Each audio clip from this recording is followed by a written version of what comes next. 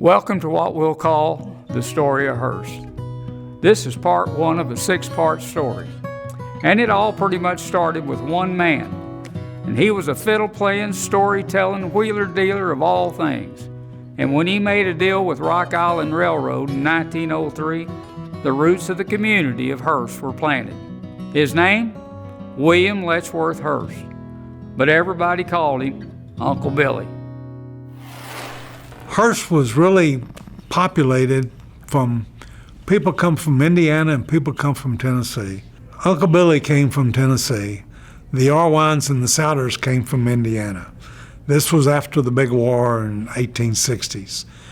And the Yankees and the Southerners didn't get along real well. The only thing that the Souders were on the Union side, and my great-grandfather, William Letchworth Hearst, was a Confederate soldier, and so that's probably one reason he didn't like the Souders too well, because even though his daughter married a Souder.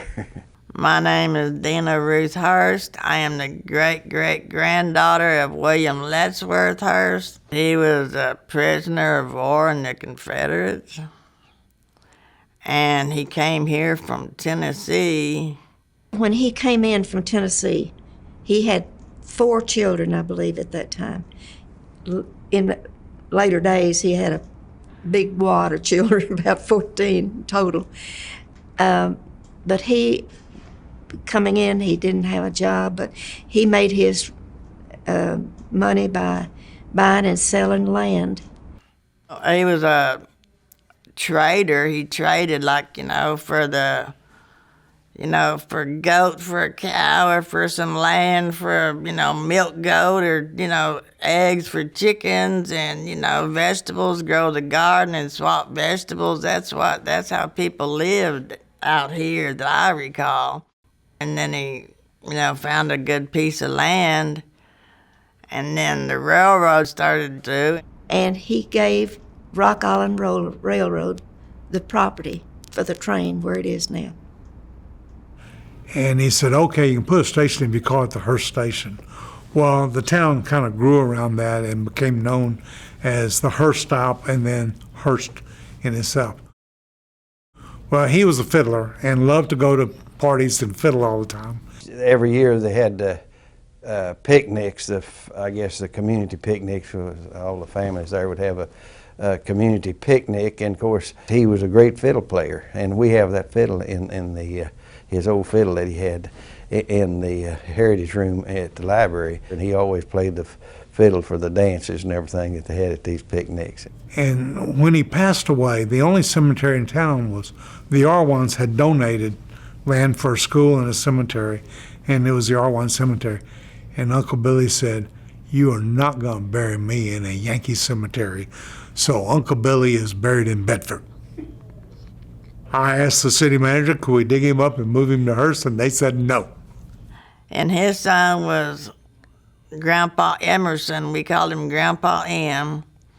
And he lived to be 103, they say. They wasn't quite sure because of the birth certificate, but he homesteaded right here off Precinct Line, which back then there was nothing but, a couple of creeks and woodwork, and he'd take his hound and go hunting out there. And the porch still stands. It's off Precinct Line before the post office.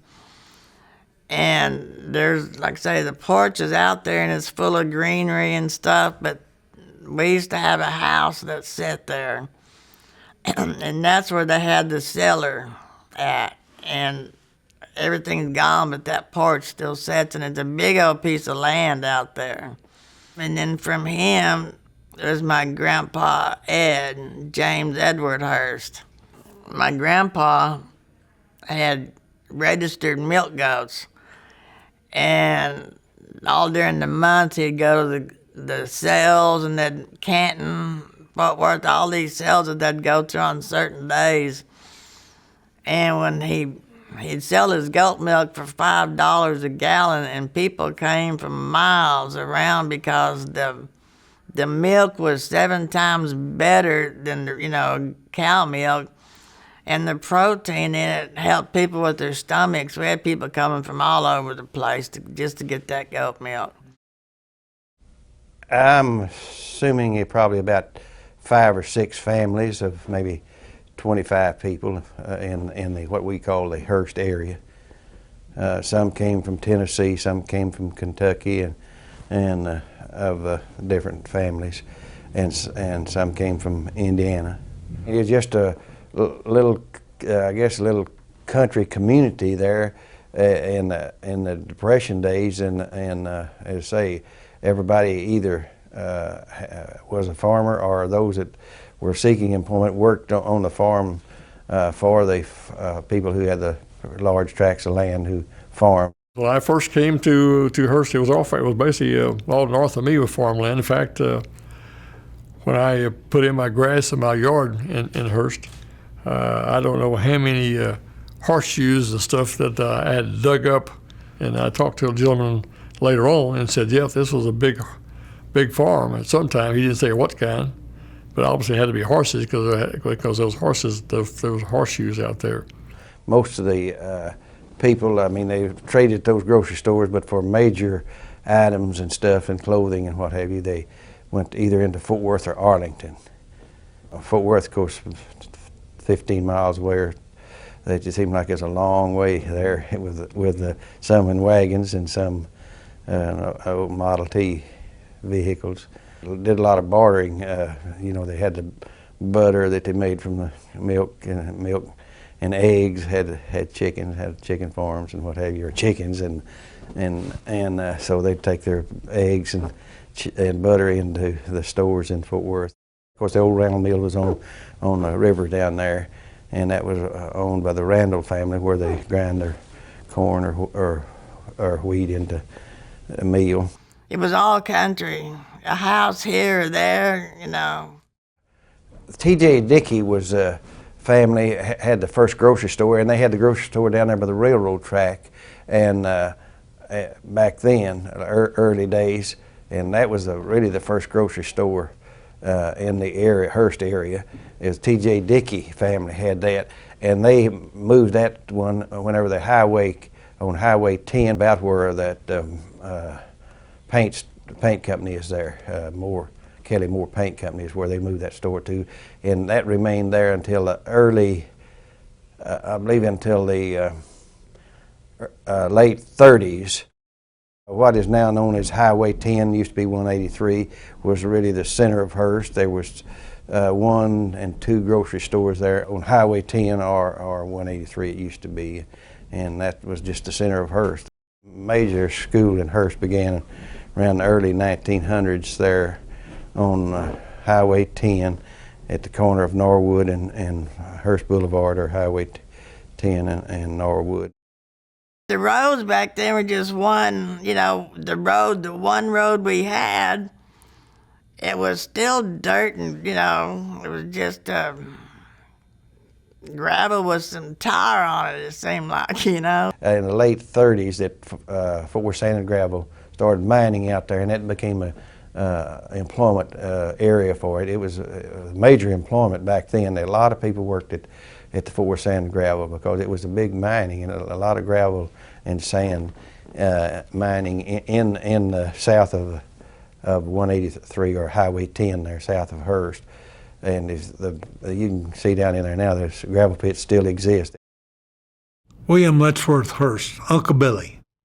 He's the grandfather of Bill Souter.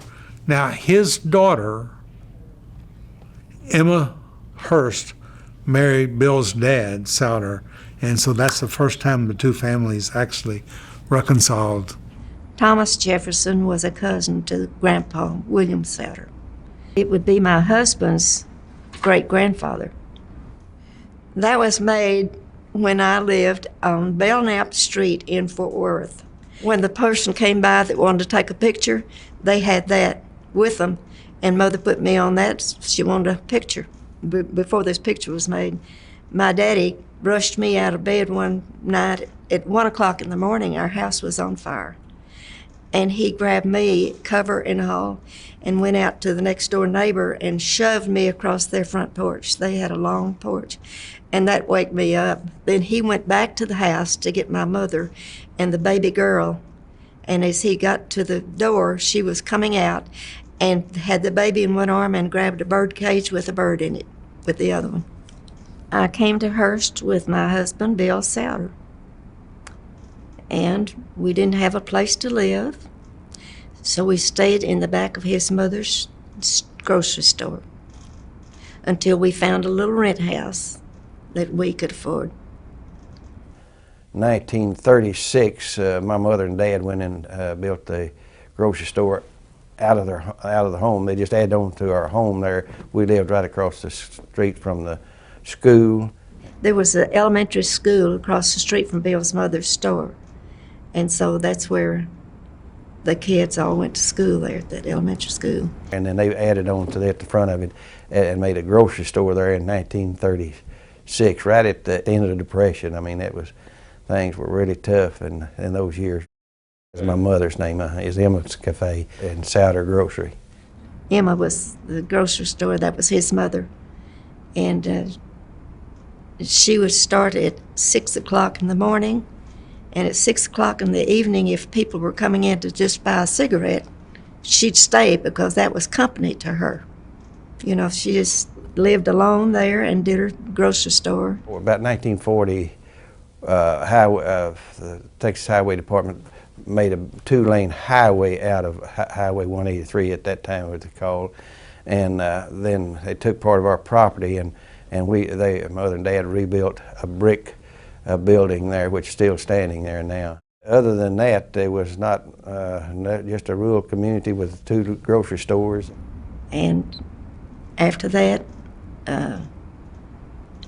Bill had to go to service.